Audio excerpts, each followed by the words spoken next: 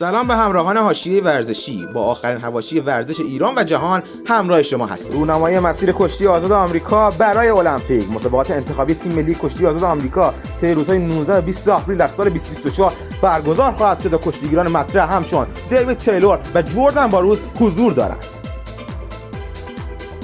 ستاره جوان اسپانیایی گرانادا رسما راهی بایر مونیخ شد. ساراگوسا مهاجم و وینگر تیم گرانادا که این فصل در لالیگای اسپانیا عملکرد درخشانی داشت و به تیم ملی اسپانیا هم دعوت شده بود، برای فصل 2024 به تیم بایر مونیخ پیوست و حمله این تیم رو وحشتناکتر کرد.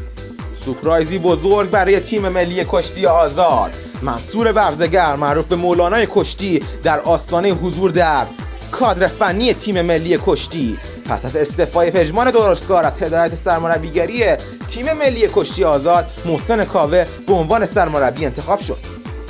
آیا بالاخره سرمربی تیم ملی والیبال ایران مشخص می شود؟ گفته میشه روبرتو پیاتزا سرمربی تیم ملی هلند به عنوان سرمربی و توماس تولو به عنوان دستیار برای تیم ملی قطعی شدن و تنها مرحله عقد قرارداد اونا باقی مونده. جنجالی‌های تکراری و تمام نشدنی برای باشگاه منچستر یونایتد. حواشی در تیم تنهاگ ادامه داره. درگیری مارسیال و تنهاگ در جریان مسابقه و در تمرینات تا نارضایتی تیمی از رختکن و سختگیری‌های کادر فنی و مشکلات برخی از بازیکنان همچون واران، کاسمیرو و سانچو با اریک تنهاگ.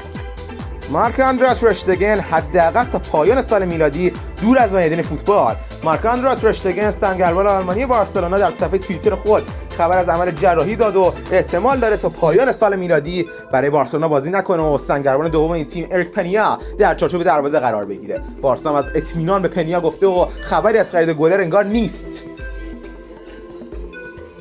ما را سابسکرایب و دنبال کنید و کانال ما رو به بقیه دوستان خود معرفی کنید.